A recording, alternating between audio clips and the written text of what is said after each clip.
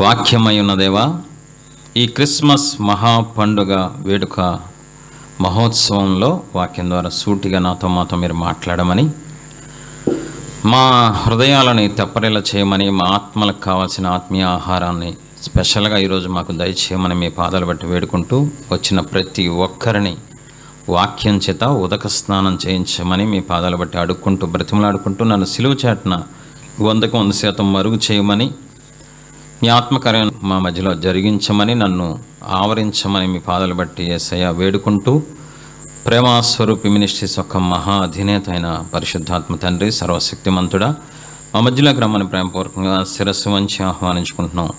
మీరే మమ్మల్ని నడిపించి మహిమ పొందమని నజరేసే పరిశుద్ధమైన నామంలో అడిగి వేడుకుంటున్నాం పరమ తండ్రి, ఆమేన్. దయచేసి ప్రతి ఒక్కరు పరిశుద్ధ గ్రంథాన్ని తీసి మత్తయి సువార్త 2:10-11 డైరెక్ట్గా సబ్జెక్ట్లోకి వెళ్ళిపోతాం. వారు ఆ నక్షత్రమును చూచి అత్యానంద భరితులై ఇంటిలోనికి వచ్చి తల్లి అయిన మరియను ఆ శిశువును చూచి సాగిలపడి ఆయనను పూజించి తమ పెట్టెలు విప్పి బంగారమును సాంబ్రాణిని బోలమును కానుకలుగా ఆయనకు సమర్పించింది. తర్వాత హేరోదు వద్దకు వెళ్ళవద్దని స్వప్నమందు దేవుని చేత బోధింపబడిన వారే. చాలు. తూర్పు దేశపు జ్ఞానులు నక్షత్రాన్ని ఒక సూచనగా పెట్టుకొని ఆధారం చేసుకుని బయలుదేరి బెత్లెహేముకు వచ్చి అక్కడ యేసు ప్రభువారు పుట్టిన విషయాన్ని కనుక్కొని వచ్చి, ఆ నక్షత్రం ఎలాగైతే నడిపిస్తూ వచ్చిందో అలాగే వాళ్ళు నడుచుకుంటూ వచ్చి యేసు ప్రభువారిని చూసి సాగిలపడి పూజించి పెట్టెలు విప్పి కానుకలు ఇచ్చారు. ఇది మనకి చూసాం. ఇప్పుడు 10వ వచనంలో చూద్దాం. దేవుడు మనతో సూటిగా మాట్లాడుతున్నారు. దేవునికి మహిమ కలుగును గాక. 10వ వచనం చదువుదాం. వారు ఆ నక్షత్రమును చూచి. ఎవరు? జ్ఞానులు. ఏం చేశారు? అత్యానంద భరితులై. ఎవరిని చూసి? మనం పరిశుద్ధ గ్రంథాన్ని గొప్పగా చూడాలి, గొప్పగా, చాలా గొప్పగా విలువగా చూడాలి. ఏదో మామూలు పుస్తకాలు చూసినట్టు చూడకూడదు ఎప్పుడు. వారు ఆ నక్షత్రమును చూచి అత్యానంద భరితులై. శ్రద్ధగా వినకపోతే దుష్టుడు అనవసరంగా వాక్యాన్ని మీ హృదయంలో తీసుకెళ్ళిపోయి మీ ఆశీర్వాదాన్ని దొంగిలిస్తాడు. వాడు దొంగతనం చేయడానికి వస్తాడు. వాక్యం వినేటప్పుడు చాలా ఎలర్ట్గా, శ్రద్ధగా, చాలా ఇష్టంగా వినాలి. దేవుడు అప్పుడు సూటిగా నీ హృదయంలో ఆత్మకార్యం జరిగిస్తారు. కాబట్టి వారు జ్ఞానులు నక్షత్రమును చూసి ఆనంద భరితులు కాదంట, అత్యానంద భరితులంట. మనం చదివేటప్పుడు పదాలని విడదీసి దాని అర్థాన్ని తెలుసుకొని మరి చదవాలి. అతి ప్లస్ ఆనందం, అత్యానందం. అతి ప్లస్ ఆనందం, ఆనందం కాదు, అతి ప్లస్ ఆనందం. అత్యానంద భరితులై. ఎవరిని చూసి? నక్షత్రం చూసి. నక్షత్రం ఎవరు? నక్షత్రం దేవుడా. దేవుని దగ్గరికి తీసుకువెళ్తానికి ఈ నక్షత్రం ఉపయోగపడుతుంది.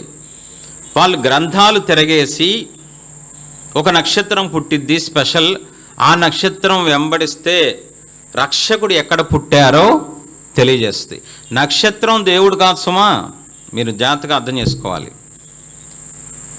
నక్షత్రం దేవుడు కాదు, దేవుని దగ్గరికి తీసుకువెళ్ళే ఒక ఇది. పోస్ట్ మ్యాను ఒక మనకి పాత్ర మాత్రమే. ఆర్డర్స్, గవర్నమెంట్ ఆర్డర్స్ వచ్చినాయి అనుకోండి, ఆ లెటర్ తీసుకొచ్చి ఇచ్చేవాడు పోస్ట్ మ్యాన్ అంతే. నక్షత్రం జస్ట్ దేవుని యొద్దకు ఈ జ్ఞానులను తీసుకొస్తుందంట. దేవుని వద్దకి ఈ నక్షత్రం తీసుకొస్తుందని ఆ గ్రహించిన జ్ఞానులు అత్యానంద భరితులంట. నక్షత్రాన్ని చూసా, ఎల్లబోయే మార్గం చూశానుందా బైబిల్లో? ఓన్లీ నక్షత్రాన్ని చూసే. చాలా జాగ్రత్తగా అర్థం ప్రతి పదాన్ని అర్థం చేసుకోవాలి. దేవుణ్ణి, రక్షకుణ్ణి కలుసుకునే ప్రయత్నంలో రక్షకుడికి దగ్గరికి దారి చూపించడానికి ఈ నక్షత్రం ఉపయోగపడుతుందని ఈ నక్షత్రాన్ని చూసి అత్యానంద భరితులు. మీకు అర్థం అవ్వాలి కాబట్టి ఒక ఎగ్జాంపుల్ చెప్తా. ఇప్పుడు ఒక మంచి పెద్ద సంబంధం వచ్చింది అనుకోకుండా ఆడపిల్లకి, పెళ్లి కాని ఆడపిల్లలకి కోట్లు 100 కోట్లు ఉన్న సంబంధం వచ్చినప్పుడు మధ్యవర్తి తీసుకొచ్చాడు అనుకోండి, ఇంకా దగ్గర అయిపోతుంది. పేద కుటుంబం, అమ్మాయి పేద అమ్మాయి, యవనస్తురాలు, పెద్ద కుటుంబంలోకి జమీందారు కుటుంబంలోకి 100 కోట్లు ఆస్తున్న ఏకైక కొడుకు సంబంధం వచ్చినప్పుడు ఆ మధ్యవర్తి పెళ్ళిళ్ళ పేరు వచ్చినప్పుడు ఏడుస్తూ కూర్చుంటుంది అమ్మాయి. రండి ఇంకెళ్ళి కూర్చో అంటే ఈ మధ్యవర్తి ద్వారా పెళ్ళి అవ్వబోతుంది. అప్పుడు ఏమొస్తాయి? అప్పుడు ఆవదం డబ్బాలోంచి ఆవదం బయటకు వస్తూ ఉంటుంది. సరిగ్గా చెప్పండి. ఆనందం వస్తుంది ఈయన ద్వారానే, ఈయన సంబంధం తీసుకొచ్చాడు ఈయనే అని కొన్ని డైరెక్ట్గా కాకపోయినా ఇండైరెక్ట్గా ఆ మనిషిని బట్టో ఆ వస్తువుని బట్టో మనం ఆనందిస్తాం కదా. సేమ్ జ్ఞానులు కూడా నక్షత్రాన్ని చూసి అత్యానంద భరితులయ్యారంట. ఇదే మన వాక్యం ఈరోజు. ఒకే ఒక్క పదం, అత్యానంద భరితులు. ఇప్పుడు నా డౌట్ ఏంటంటే దైవజనుడుగా, జ్ఞానులు దేవుడు నక్షత్రాన్ని చూసే అత్యానంద భరితులైతే దేవుణ్ణి చూసి ఇంకెంత ఆనందించుంటారు జ్ఞానులు. నక్షత్రాన్ని చూసే, దేవుడి దగ్గరికి తీసుకువెళ్ళే ఒక పాత్ర అయిన నక్షత్రాన్ని చూసే అత్యానంద, అబ్బా అరే అరే దేవుని దగ్గర రక్షకుడికి తీసుకెళ్ళబోతుందిరా అని ఆనందంతో వాళ్ళు తబ్బిపోయారంట, పరవశించిపోయారంట. ఇప్పుడు మరి దేవుణ్ణి, రక్షకుణ్ణి, మన రక్షకుణ్ణి, మన తండ్రిని, మన దేవుణ్ణి చూసి ఇంకెంత ఆనందించాలి? ఈరోజు ప్రశ్న దైవజనుడిగా, నువ్వు దేవుని బట్టి ఆనందిస్తున్నావా? దేవుణ్ణి బట్టి నువ్వు ఆనందిస్తున్నావా?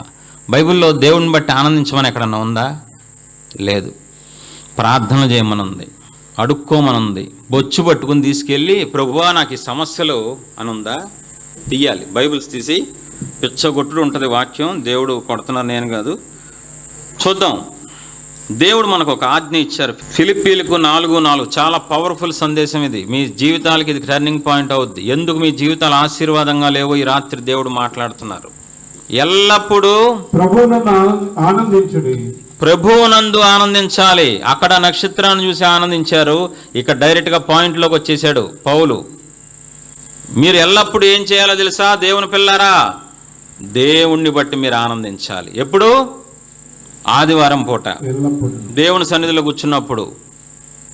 ఒక్క పదంలోనే చాలా అర్థం ఉంటుంది, మీరు అర్థం చేసుకోవాలి. కానీ ఎల్లప్పుడూ, ఎప్పుడు 24 గంటలు, వారానికి 7 రోజులు, నెలకి 31 రోజులు మీరు దేవుణ్ణి బట్టి దేవుని యందు ఆనందించాలి. మరలా చెప్పుతున్నాను, చదువుతాముడు.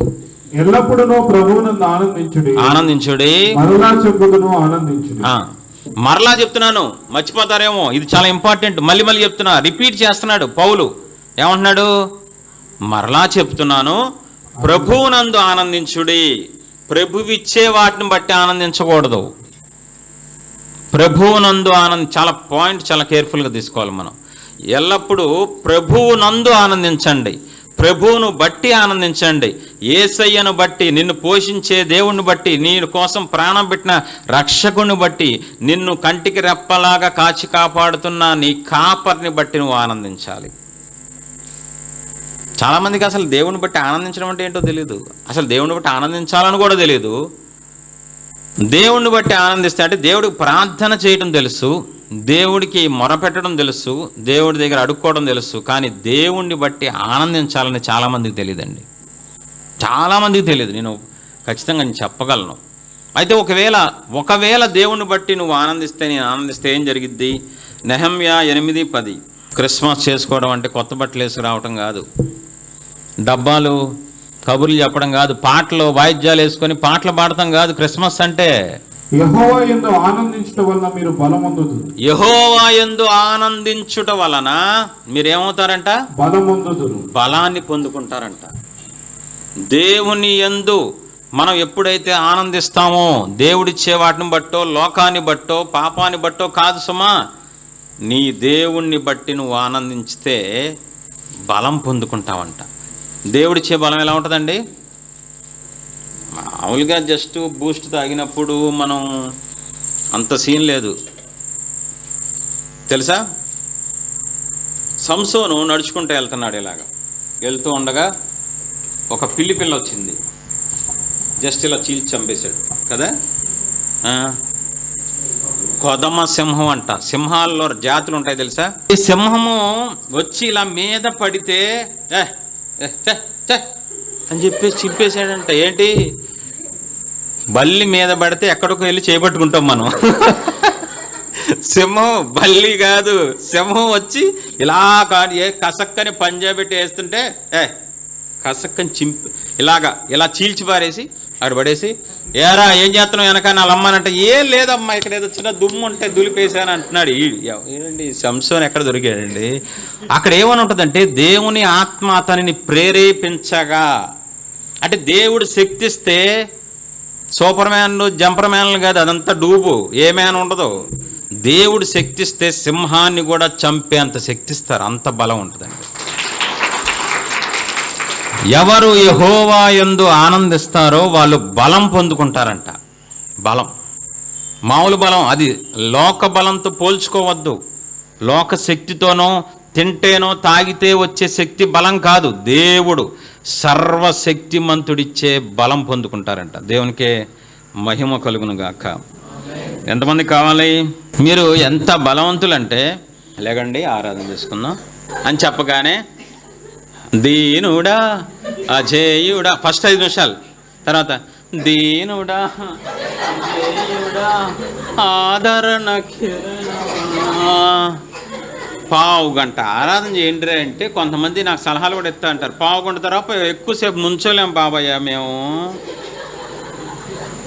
ఏం బలం ఏది? నరాల్లో శక్తులు లేదు ఈరోజు కాదంటారా? యేసుప్రభు వారు భూమి మీదకి వచ్చినప్పుడు 3 రోజులు కొండ మీద ప్రసంగం, 3 రోజులు ప్రసంగం విన్నారంట.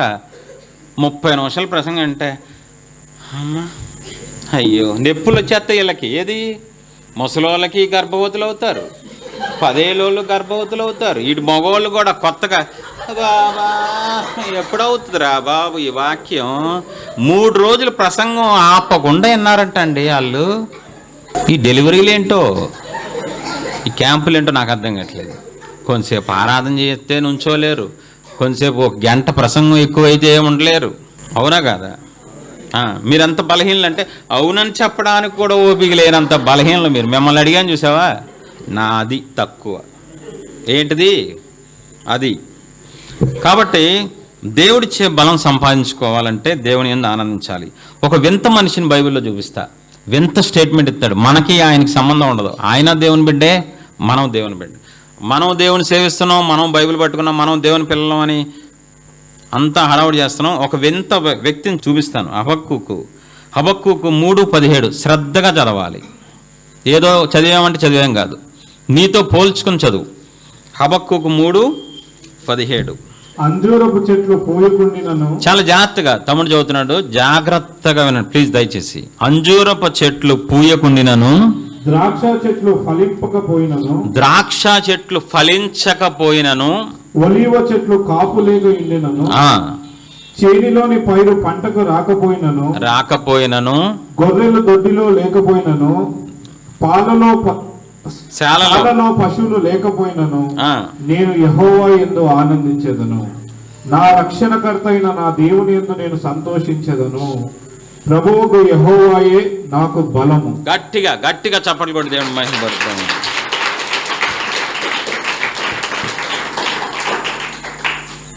ఇదే మీకు గనక హబక్కూకి ప్రార్థన, హబక్కూకి స్టేట్మెంట్ ఇది మేము మీకు ఇవ్వాలి. ఇప్పుడు స్టేట్మెంట్ మీరేం చెప్తారు చూస్తా. పక్కింటోడు బంగారం నాకు వచ్చినప్పుడు, ఎగ్జామ్ బాగా రాకపోయినా స్టేట్ ఫస్ట్ వచ్చినప్పుడు, ఆస్తుల గొడవలో నాకు పితరుల నుంచి ఒకేసారి 100 కోట్లు వచ్చినప్పుడు నేను యెహోవా యందు ఆనందించేదను. నీ అన్ని పాజిటివ్ స్టేట్మెంట్లు. ఆ భక్తుడు ఏమంటున్నాడు హబక్కూకు, నేను కష్టపడి విత్తనం వేసిన తర్వాత పంట రాకపోయినా, నాకు ఏ మేలు జరగకపోయినా, అనుకోని నష్టం జరిగినా నేను యెహోవా యందు ఆనందిస్తాను. బా పిచ్చి లెగిసిందండి, పిచ్చి పడుతుంది నాకు అతను చూస్తే. మీకు ఎగ్జాంపుల్ చెప్తా. మన మినిస్ట్రీలో ఉద్యోగస్తులు ఉన్నారు, బిజినెస్ వాళ్ళు ఉన్నారు, అందరూ ఉన్నారు. శాలరీ ఫస్ట్ నెల రాలేదనుకో పర్లేదు, అన్నయ్య ఫస్ట్ నెల శాలరీ రాలేదు, 2 నెలలు కలిపించేలా ప్రార్థన చేయండి.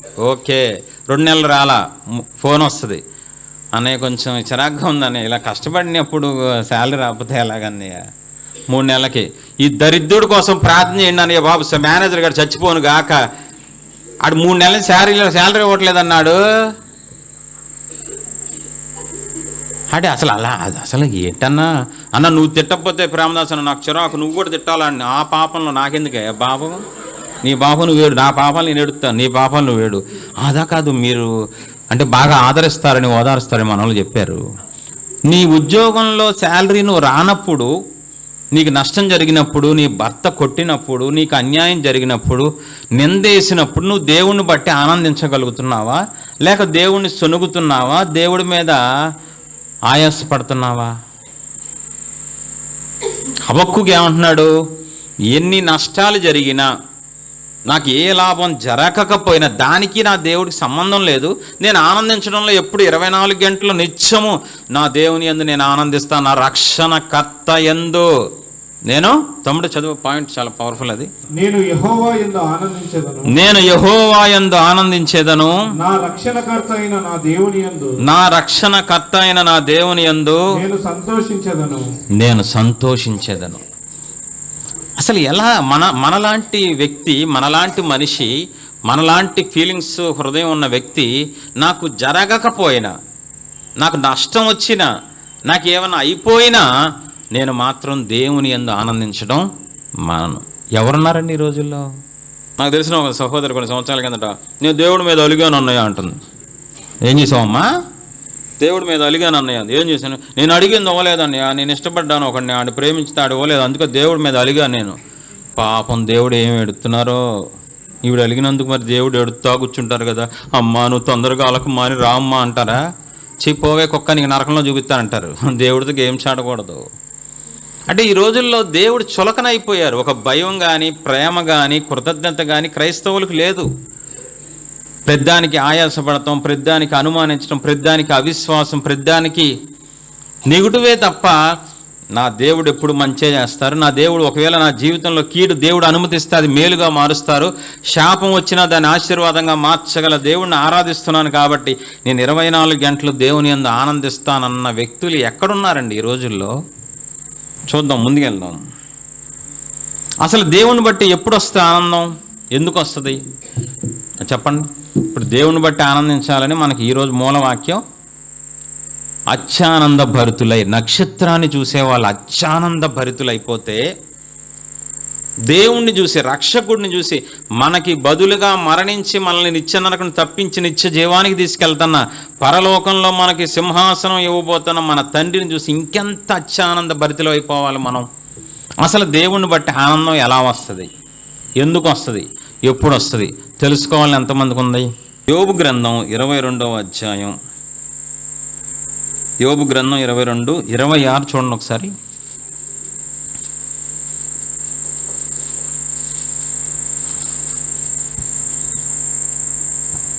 అప్పుడు సర్వశక్తుని యందు నీవు ఆనందించదు.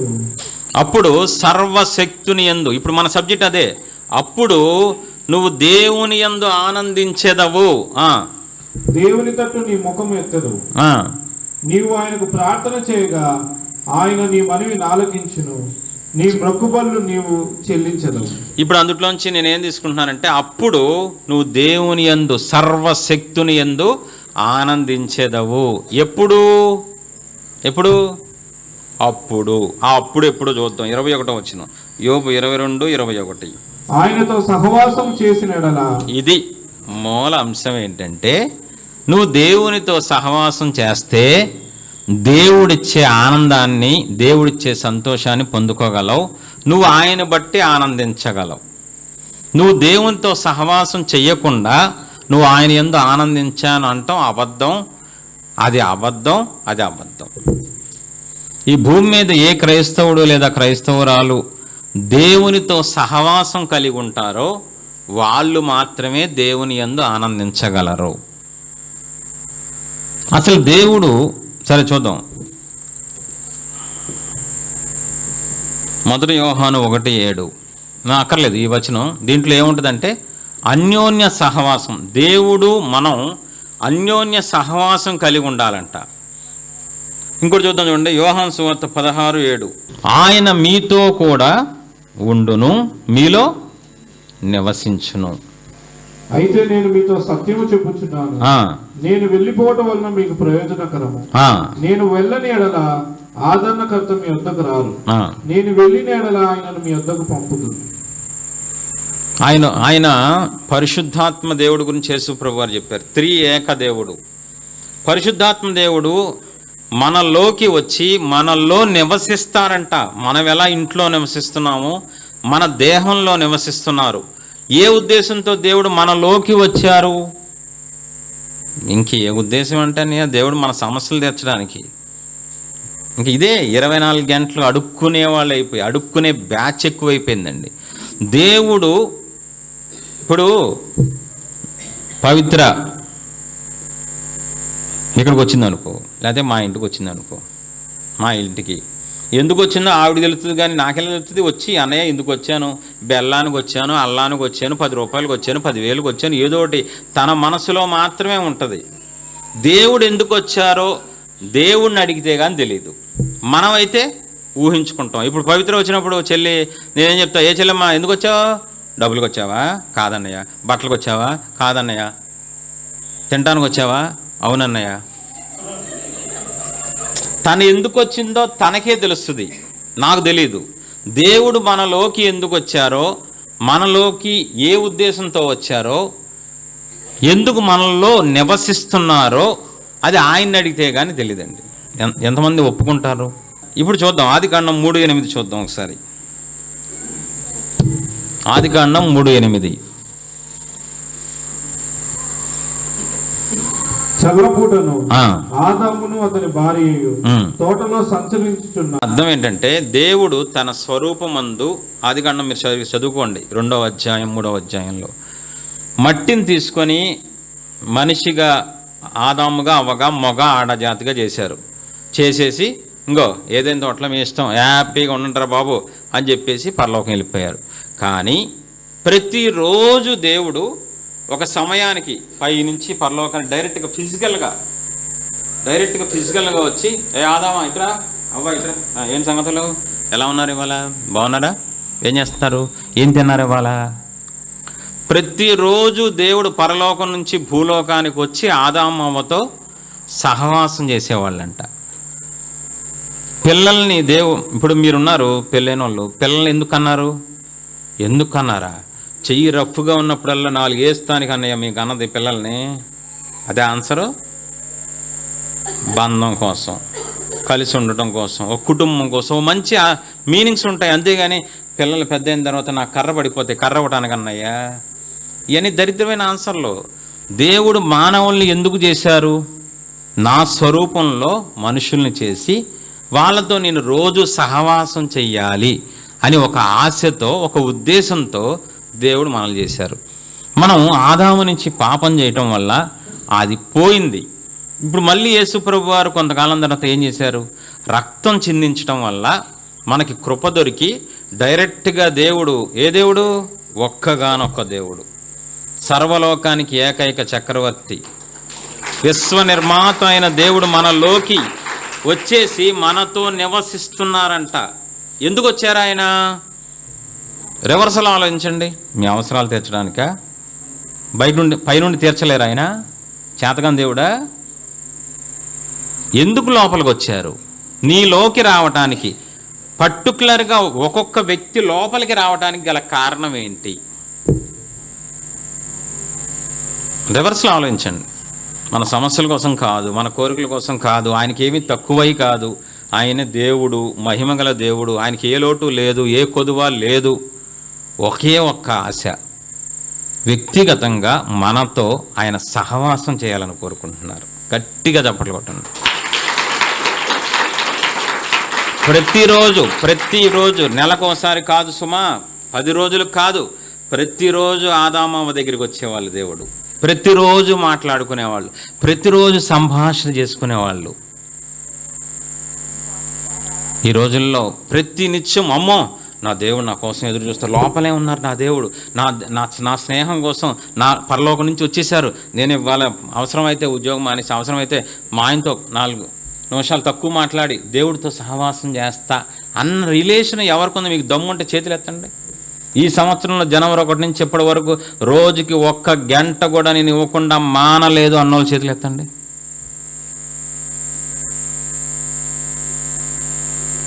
ఎందుకు వచ్చారు? దేవుడు గతి లేని దేవుడా? సర్వాధికారి. ఏదైనా ఆశించి వచ్చారా? ఆయనకి ఏమీ కొదువు లేదు. మనతో సహవాసం కోసం, మనతో ఫ్రెండ్షిప్ కోసం ఆయన మనతో సహవాసం చేసి ఆయన వలె మనల్ని మార్చుకొని ఆయన ఉండే లోకానికి తీసుకెళ్తానికి వచ్చారు. ఎవరు ఈరోజు పట్టించుకోవట్లేదు. సహవాసం లేదు దేవుడితో. దేవుని బిడ్డలతో సహవాసం ఉంటుంది, ఇంకా దేనితోనో సహవాసం ఉంటుంది, కానీ దేవుడు కోరుకున్న సహవాసం ఈరోజు లేదండి. వ్యక్తిగత సహవాసం.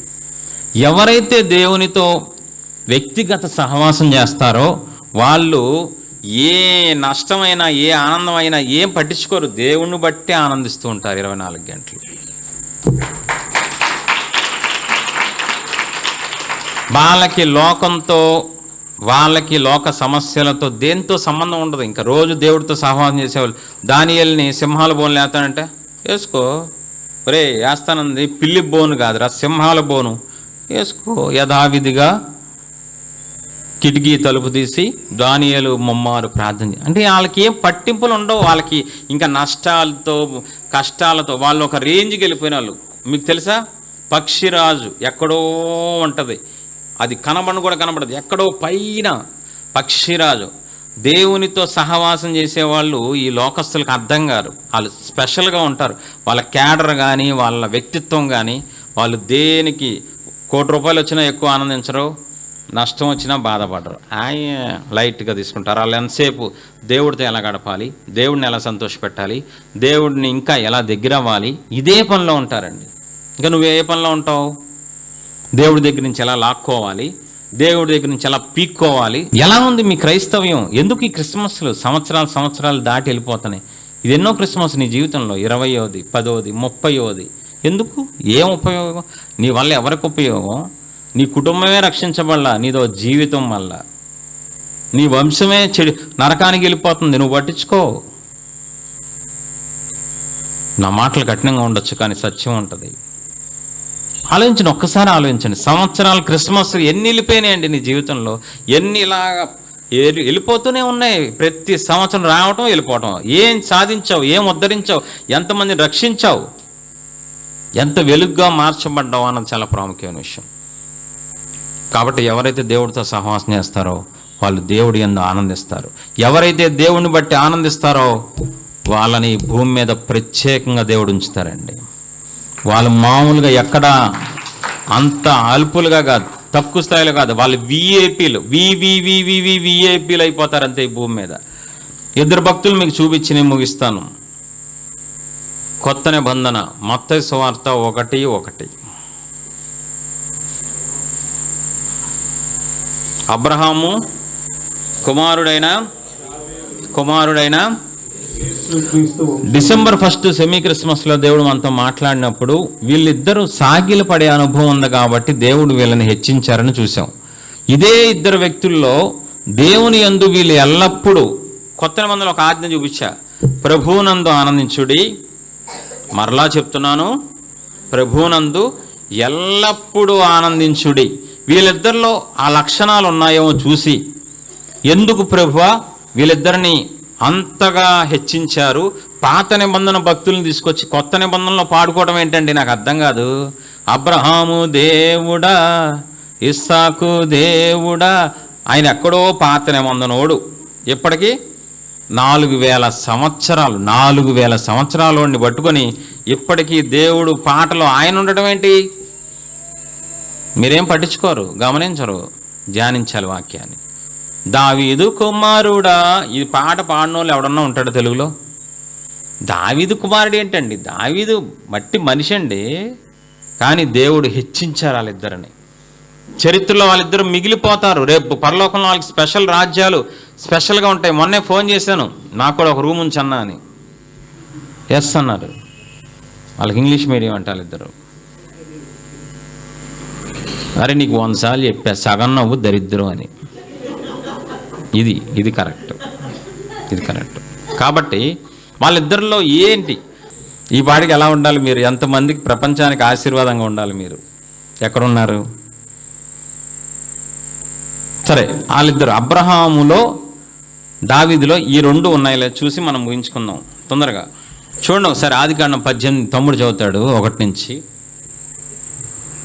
మరియు మమ్రే దగ్గరనున్న సింధూర వనంలో అబ్రహాము ఎండవేళ గుడారపు ద్వారమందు కూర్చుని ఉన్నప్పుడు యెహోవా అతనికి కనబడింది. అతడు కన్నులెత్తి చూసినప్పుడు 3 మనుషులు అతని ఎదుట నిలవబడి ఉండేది. అతడు వారిని చూచి గుడారపు వాకిటి నుండి వారిని ఎదుర్కొన్నట్టుకు పరిగెత్తి. ఇది ఎంతమంది తెలుసు? అబ్రహాం దగ్గరికి దేవుడు వస్తారు. ఇది మంచి సీనే కాబట్టి ఆనందంతో తేలియాడిపోయి, అయ్యా మా ఇంటికి రా అయ్యా, భోజనం పెడుతున్నా, మీరు భోజనం చేసేంతవరకు నేను ఉంచుంటానయ్యా, మీరు గొప్ప మంచి దేవుడు అయ్యా అని. ఇదంతా బాగానే ఉంది కదా. ఈ సన్నివేశంలో నువ్వేంటి నేనేంటి అబ్రహాం ఏంటి అవ్వడైనా ఆనందిస్తాడు. ఇప్పుడు అబ్రహాంలో ఇంకొక సన్నివేశం చూద్దాం ఒకసారి. అబ్రహాము ఇప్పుడు సంతోషంగా ఉన్నాడు కదా, ప్రభువునందు ఆనందిస్తున్నాడు కదా. 22వ అధ్యాయం 1వ వచనం, ఆదికాండం 22:1. ఆ సంగతులు జరిగిన తర్వాత దేవుడు అబ్రహామును పరిశోధించి జాగ్రత్తగా వినాలి. ఎట్లనగా ఆయన అబ్రహామా అని పిలిచి అతడు చిత్తం ప్రభువా అని. అప్పుడు ఆయన నీకు ఒక్కడై ఉన్న నీ కుమారుని అనగా నీవు ప్రేమించి ఇస్సాకును తీసుకొని మోరియా దేశంలోకి వెళ్ళి అక్కడ నేను నీతో చెప్పబో పర్వతములలో ఒక దాని మీద దహన బలిగా అతన్ని అర్పించమని చెప్పాను. చాలు. ఇప్పుడు చూద్దాం. మహిమరాజు తమ్ముడి యొక్క కొడుకు, పవిత్ర ఒక్క కొడుకు వీళ్ళు. ఇప్పుడు మహిమరాజు గారు లేచి నుంచండి. ఏమనుకో తమ్ముడు గారు, తమ్ముడు బారన్నయ్య గారు, మీ అబ్బాయిని ఈ రాత్రి దేవుడు మిమ్మల్ని పిలిచి మీ ఒక్కగానొక్క కొడుకుని తలకాయ తీసేయమంటే మీరు ఎలా ఫీల్ అవుతారు? పవిత్ర దేవుడికి ఇవుడు చేయంతానయ్యమ్మ, మనం వేరే మతంలోకి వెళ్ళిపోదాం, ఇవన్నీ మనకు వద్దామ్మా అంటారా లేదా? చెప్పాలి ఓపెన్గా, గ్యారంటీ. ఏ పవిత్ర నువ్వు నీ కొడుకుని ఇచ్చేయమంటే, నీ కూతుర్ని చంపేసి బలిచ్చే నా కోసం, నేను నీ కోసం ప్రాణం పెట్టా అన్నారనుకో, నీ ఫీలింగ్ ఎలా ఉంటుంది చెప్పమ్మా? ఏవో దేవుడిని దూషిస్తావు, నువ్వు అసలు దేవుడివేనా అంటారు లేదా? ఇప్పుడు చూడండి, అబ్రహాంని తన ఏకైక 100 సంవత్సరాలకి పుట్టిన ఏకైక కుమారుడైన ఇస్సాకుని దేవుడు బలిచ్చామంటే మనోడు ఏం చేస్తున్నాడు చూద్దాం. ఇస్తానని చెప్పాడు, బయలుదేరాడు. ఇది చదవండి, 9వ వచనం కొత్తగా ఉంటుంది. అలాగు వారిద్దరు కూడా కూడి వెళ్ళి దేవుడు అతనితో చెప్పిన చోటుకు వచ్చినప్పుడు అబ్రహాము అక్కడ బలిపీఠంను కట్టి కట్టెలు చక్కగా పేర్చి. ఇక్కడ చూడండి ఒకసారి దయచేసి నా వైపు చూడండి. కొడుకుని బలిపీఠం కట్టాలి, అలాగా ఇవన్నీ కట్టి కట్టెలు కట్టి అన్ని పెట్టి దాని మీద పడుకోబెట్టి కసక్కని కత్తిపెట్టి వేసేసి దేవుడికి అర్పించేయాలి. ఇప్పుడు మనోడు ఏం చేస్తున్నాడంట, తీసుకెళ్తున్నాడు, పనోళ్ళు ఇద్దరు తీసుకెళ్తే కొడుకు అడుగుతున్నాడు, నాన్న అన్నీ కట్టెలు ఉన్నాయి, నిప్పు ఉంది, బలిపశువు ఏది అని అడిగాడు. ఒరే యెహోవా ఏరేరా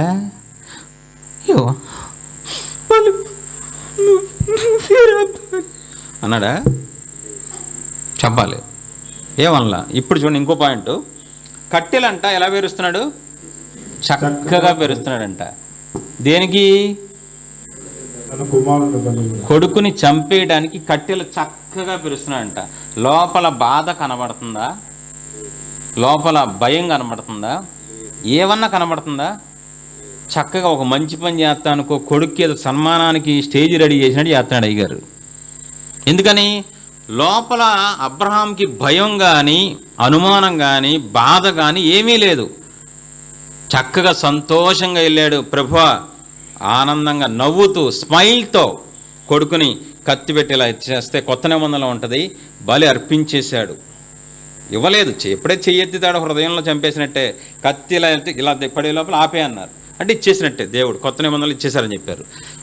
నేను ఎలా చెప్పగలనంటే, మీరు డౌట్ రావచ్చు, అన్నయ్య మనిషి కదా అబ్రహాము, లేక పుట్టాడు కదా, ఏడుస్తూ ఇచ్చాడేమో అని మీరు అడగచ్చు. ఎంతమందికి?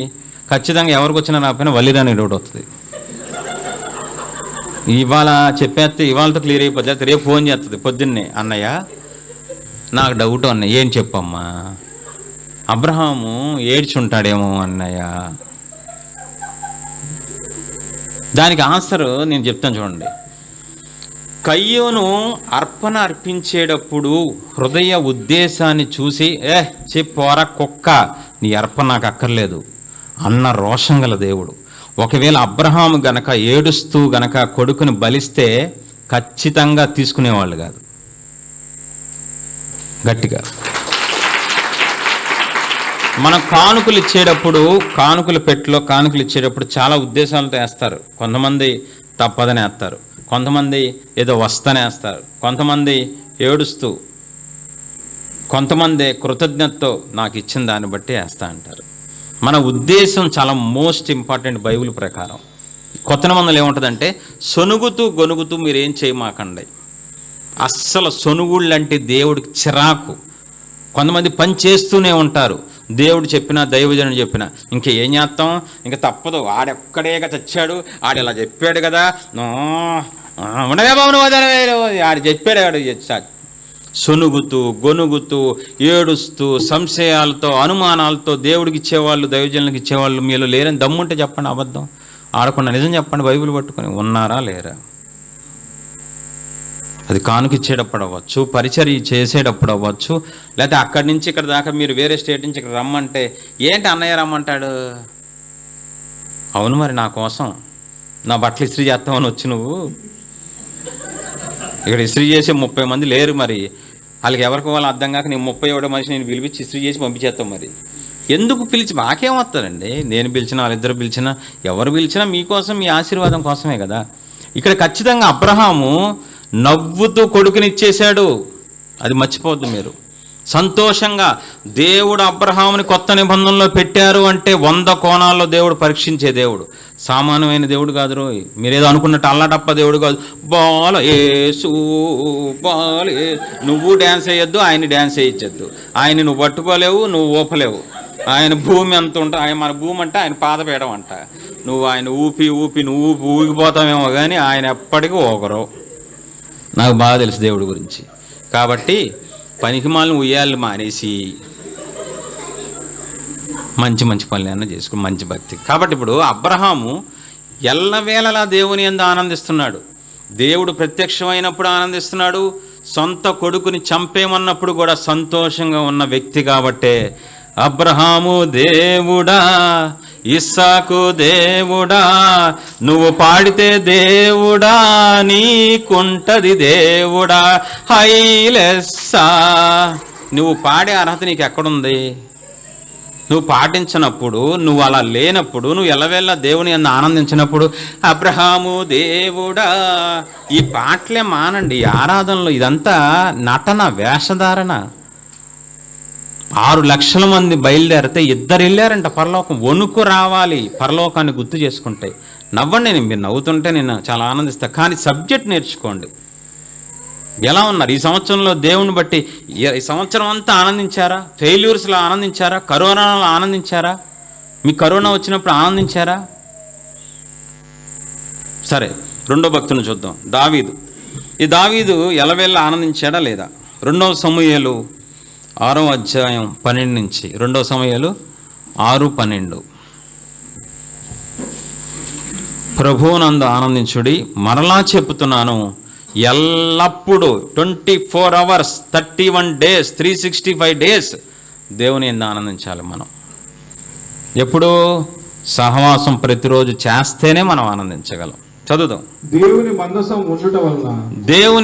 ఉండుట వలన యెహోవా ఓబేదేదోము ఇంటి వారిని అతను కలిగిన దాని అంతటినీ ఆశీర్వదించుచున్నాడన్న సంగతి దావీదునకు వినబడగా దావీదు పోయి దేవుని మందసమును ఓబేదేదోము ఇంటిలో నుండి దావీదు పురమునకు ఉత్సవముతో తీసుకుని వచ్చెను. ఎట్లనగా యెహోవా మందసమును మోయువారు 6 అడుగులు సాగగా ఎద్దు 1 క్రొవ్విన దూడ 1 వధింపబడెను. దావీదు నారతో నేయబడిన ఏఫోదును ధరించిన వాడే శక్తి కొలది యెహోవా సన్నిధిని నాట్యమాడుచుండెను. శక్తి కొలది చెప్పండి. యెహోవా సన్నిధిలో దావీదు నాట్యమాడుచుండెను. మొన్న నేను యూట్యూబ్లో ఒక వీడియో చూశాను, క్రిస్మస్ అంట. అందరూ చేతులు పైకెత్తుంటే కొంతమంది చేతులు ఎత్తట్లేదు. కొంతమంది అందరూ చేతులు ఎత్తారు, కొంతమంది చేతులు ఎత్తట్లే. అందరూ ఇలా చక్కగా ఆరాధన చేయమని సేవకుడు నడిపించే సేవకుడు అంటే చేతులు ఎత్తట్లేదు. నామోషి, సిగ్గు, చేతులు ఎత్తితే నేను తక్కువ అయిపోతాను, నేను బిషప్, నేను రెవరెండు, నీకు సపరేట్గా ఉంటాయి నరకంలో, నీ ప్లేస్ వేరే. ఈరోజు చేతులు ఎత్తడానికి బాధ, మోకాలు వేయటానికి బాధ. దేవుడి సన్నిధిలో ఆరాధించేటప్పుడు 100 సార్లు గట్టిగా పాడండి, బలంగా పాడండి. రోజు ఇదే కదండి మా బాధ. దావీదు మనలాంటి వ్యక్తే, కృప పొందుకున్న వ్యక్తి, దేవుని సన్నిధిలో నాట్యమాడుతున్నాడంట. ఎంతగా తన్మయంతో హృదయంలో నిండిపోయి మందరిని మర్చిపోయి తన రాజునని కూడా మర్చిపోయి నాట్యమాడుతున్నప్పుడు రాజ వస్త్రాలు కింద పడిపోతుంటే మనం మీ గురించి చెప్పాలి. కన్నీళ్ళు కార్చే వాళ్ళు కూడా ఒకవేళ చున్నీ పక్కన పడింది అనుకో, ప్రభు కొంచెం సున్ని పడింది అయ్యా. ఆయన ఎవడో పాస్టర్ గారు ఒకటి చెప్తాడు, పాము వచ్చి బుస్ అన్నా కూడా నీ ప్రార్థనలో కదలిక రాకూడదురా, అదే నిజమైన భక్తి అంటాడు. పాము బుస్ ఎందుకు? పక్కింటోడు పిలిస్తే నేనేనా వస్తానంటావు నువ్వు. అసలు కాన్సన్ట్రేషన్ ప్రార్థనలో ఏకమవటం కానీ ఆత్మలో లీనం అవ్వటం అలాంటి పదాలకు చాలా దూరంగా ఉంటానండి. నేను గబుక్కున అలా దూరం, అలా ఆత్మలో లీనం అయిపోయినప్పుడు నాకు మంచి జాబ్ వస్తే ఏమైనా సంబంధం ఉందా నువ్వు చేసే పనులకి? లీనం. దేవుళ్ళో దావీదు రోడ్డు మీద అందరూ చూస్తూ ఉండగా ఒక రాజు పొజిషన్లో ఉండి దేవుని సన్నిధిలో నాట్యమాడుతున్నాడంట. అసలు అది ఎంత గొప్ప విషయం. మనం ఆయన బిడ్డలుగా ఉండి అలా ఉండనందుకు సిగ్గుపడాలి. ఈరోజు ఆరాధన చేసేటప్పుడు చేతులు ఊపరో, బాడీ కదల్చరో, ఇంక ఎన్నని చెప్పాలి. బాధగా ఉంది దైవజనుడిగా. మనం లోకంలో సినిమాలప్పుడు, సీరియల్స్ ఉన్నప్పుడు కదిలిన ఆ మూమెంట్ దేవుడి సన్నిధిలో కదలటం లేదు ఈరోజు. కాబట్టి దావీదు ఎల్లవేళలా ఆనందిస్తున్నాడు. ఇప్పుడు సన్నివేశం ఏంటి? మందసం వస్తుంది కాబట్టి పరవశంతో నాట్యం ఆడుతున్నాడు. ఇంకో సందర్భం చూద్దాం. కీర్తనలు 3వ అధ్యాయం పైన టైటిల్ ఉంటుంది చూడండి ఒకసారి. కీర్తనలు 3వ అధ్యాయం. అబ్షాలోము తన కుమారుని ఎదుట నుండి పారిపోయినప్పుడు. దావీదు కొడుకు పేరు అబ్షాలోము. దావీదు బెత్షెబాతో పాపం చేసిన తర్వాత కొంతకాలానికి అబ్షాలోము తిరుగుబాటు చేసి చంపడానికి వస్తున్నాడని తెలిసినప్పుడు దావీదుతో సైన్యం అంతా పారిపోతారంతే. సింహాసనం, రాజ్యాన్ని, హెడ్ క్వార్టర్స్ వదిలేసి పారిపోయి ఎక్కడికో వెళ్ళిపోయినప్పుడు అడవులోకి వెళ్ళి దాక్కుంటారు. చెప్పులు కూడా వదిలేసి పారిపోయే, కనీసం చెప్పులు వేసుకుంటానికి కూడా ఖాళీ ఉండదంట. అంత ప్రాణ భయంతో చెప్పులు కూడా లేకుండా కొండల మీద ఏడుస్తూ వెళ్తాడు. ఇక్కడ చూడండి, అబ్షాలోమును తన కుమారుడు దావీదును తరుముతున్నప్పుడు సొనిగిన కీర్తన కదా, రచించిన కీర్తన. ఎప్పుడు? పారిపోయినప్పుడు. చంపడానికి కొడుకు, సొంత కొడుకు, కన్న కొడుకు గర్భంలోంచి బయటకు వచ్చినోడు మా నాన్న దొరికితే చంపేస్తానని ఆ మాటలు విన్నప్పుడు కూడా ఏమాత్రం బాధపడకుండా, భయపడకుండా కీర్తనలు రాస్తున్నాడంట. కీర్తన అంటే ఏంటో తెలుసా? కీర్తన అంటే పాట. కీర్తనలు రాసి అబ్షాలోము తరుముతున్నప్పుడు, ప్రాణభీతిలో ఉన్నప్పుడు కీర్తన రాశాడు. అని చూడండి ఆ మాటలు ఎందుకులో ఏముంటాయో. ఏ దేవుడా, ఎక్కడున్నావు నాయన? ఉన్నావా? నా కొడుకు చంపబోతున్నాను నాయన. అవి ఉంటాయి పదాలు. చదువుతాముడు 3వ అధ్యాయం. యెహోవా, నన్ను బాధించు వారు ఎంతో విస్తరించి ఉన్నారు, నా మీదికి లేచివారు అనేకులు. దేవుని వల్ల అతనికి రక్షణ ఏమీ దొరకదని నన్ను గూర్చి చెప్పువారు అనేకులు. యెహోవా, మీరే నాకు కేడముగాను, మీరే నాకు అతిశయాస్పదముగాను, నా తల ఎత్తు వాడవుగాను ఉన్నారు. ఎలుగెత్తి నేను యెహోవాకు మొరపెట్టినప్పుడు ఆయన తన పరిశుద్ధ పర్వతం నుండి నాకు ఉత్తరం ఇచ్చును. యెహోవా నాకు ఆధారము, కావున నేను పండుకొని నిద్రపోయి మేలుకొందును. 10,000 మంది దండెత్తి నా మీదికి వచ్చి మోహరించినను నేను భయపడను. చంపడానికి వచ్చేటప్పుడు ఆ పదాలు ఏమైనా వస్తాయండి? అసలు దానికి దీనికి సంబంధం ఏమైనా ఉందా? నీ తోడుకోడలో నీ మొగుడు తిట్టాడు అనుకో, కొట్టక్కర్లా, కొట్టడానికి చెయ్యెత్తాడు అనుకో, 3 రోజులు ఆరాధన మానేస్తావు, నువ్వు ఫోన్ను స్విచ్ ఆఫ్ చేసేస్తావు. ఏంటమ్మా కొట్టాడా? కొట్టడానికి ఎత్తాడు అన్నయ్య నా మొగుడు చెయ్యి, తోడుకోడలు అరిసింది అన్నయ్య, నన్ను సస్పెండ్ చేశారన్నయ్య, 3,000 రూపాయల జాబులో వచ్చి. నిన్ను నీ చిన్నదానికి ఆరాధనలు మానేస్తారు. చిన్న దానికి మనసు బాగాలేదు, ఇవాళ నేను రానన్నయ్య ఆరాధనకి. ఎన్నిసార్లు ఈ సంవత్సరంలో ఆరాధనలు మానేశారు చెప్పండి? ఎన్ని సిల్లీ రీజన్స్ వల్ల నువ్వు దేవుని యందు ఆనందించే వ్యక్తివైతే దేవుడి సన్నిధికి ఎప్పుడైనా మానగలవు? అసలు మానలేవు. నువ్వు ఆ వంకతో మానేస్తావు, ఈ వంకతో మానేస్తావు, ఆ వంకతో మానేస్తావు.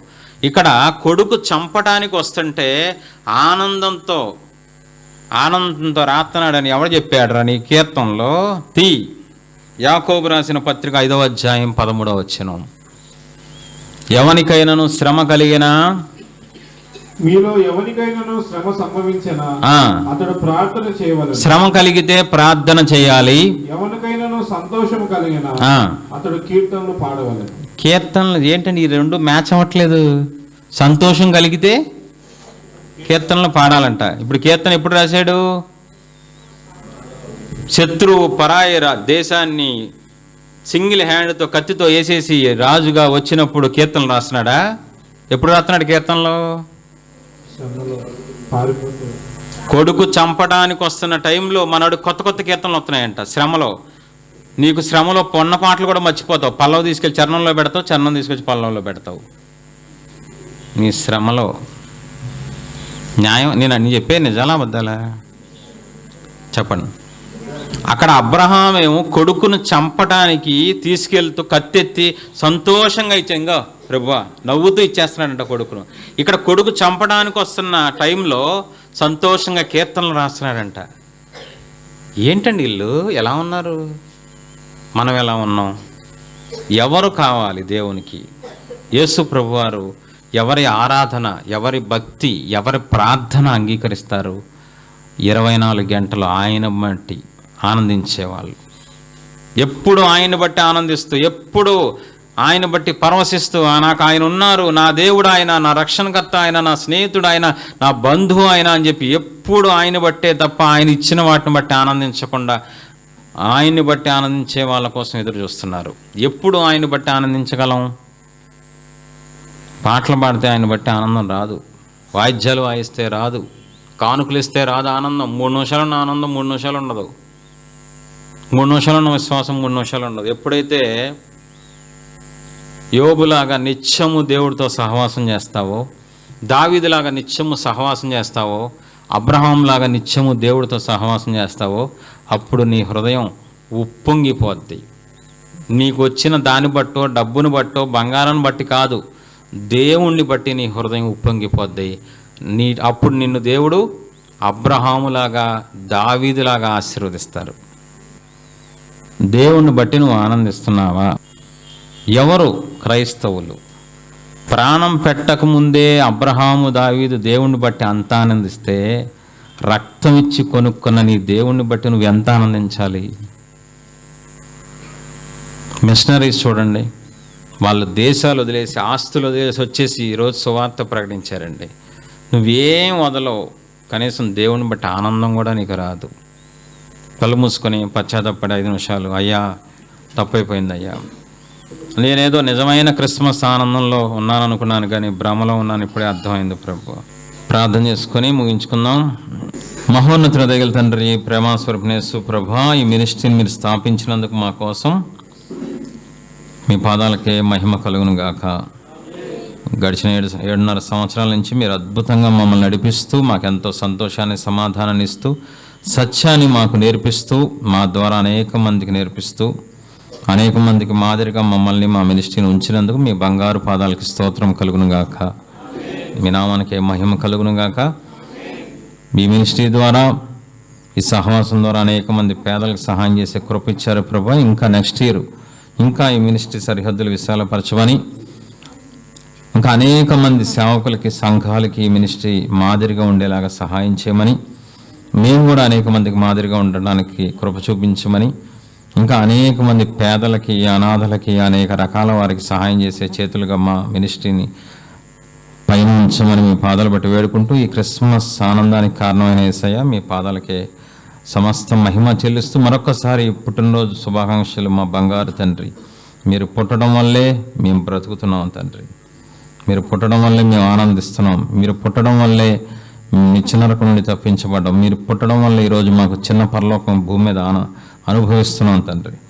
సమస్త మహిమ ఘనత ప్రభావాలు యేసయ్య మీకు మాత్రమే, మీ నామానికి మాత్రమే, మీ రక్తానికి మాత్రమే, మీ పాదాలకు మాత్రమే చెల్లిస్తూ మరొక్కసారి మా అందరికీ క్రిస్మస్ ఆనందంతో మా హృదయాలు నింపమని, జనవరి 1కి నూతన వాగ్దానంతో నూతనంగా మమ్మల్ని మార్చడానికి సిద్ధపరచమని, ఈ 6 రోజులు మాకు సిద్ధపాటు దయచేయమని, పశ్చాత్తాపంతో మమ్మల్ని నింపమని మీ పాదాలు బట్టి వేడుకుంటూ మా అందరిని మీ గాయపడస్థలకు అప్పగించుకుంటూ నజరేసే పరిశుద్ధమైన నామములో వేడుకుంటున్నాం పరమ తండ్రి. Amen, amen, amen. దేవునికి మహిమ కలుగును గాక. మీరు ఆత్మీయ జీవితంలో ఎదగాలనుకున్నా, పాపాలు ఎలా ఒప్పుకోవాలో తెలుసుకోవాలనుకున్నా, ఆత్మీయ సందేహాలు మీకు ఉన్నా, మీ జీవితంలో దేవుని చిత్తం తెలుసుకోవాలనుకున్నా, దయచేసి ఈ వీడియో క్రింద కామెంట్ ద్వారా కానీ ఈమెయిల్ ద్వారా కానీ తెలియజేయగలరు. మా ఈమెయిల్ ఐడి premaswarupiministries@gmail.com. ప్రేమాస్వరూపి మినిస్ట్రీస్లో ప్రతిరోజు ఉదయం 5:30 నుండి 6:30 వరకు జరిగే స్తుతి ఆరాధనలో పాల్గొని దేవుడు ఇచ్చే విడుదల, దీవెన, ఆశీర్వాదం పొందుకోండి. దయచేసి ప్రతి ఒక్కరూ జాగ్రత్తగా వినండి. కామెంట్లో కానీ ఈమెయిల్లో కానీ మీ సెల్ నంబర్ పెట్టడం మర్చిపోవద్దు, మీ ఫోన్ నంబర్ పెట్టడం మర్చిపోవద్దు.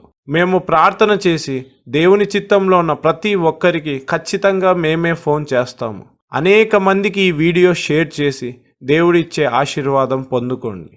మీకు ఆత్మీయ స్తుతులు, ఆత్మీయ పాటలు, ఆత్మీయ సందేశాలు, ఆత్మీయ సత్యాలు కావాలనుకుంటే మా ఛానల్ని సబ్స్క్రైబ్ చేయండి. మా ఛానల్ నోటిఫికేషన్స్ కొరకు బెల్ని క్లిక్ చేయండి. దేవుడు మిమ్మల్ని దీవించి ఆశీర్వదించునుగాక. ఆమెన్.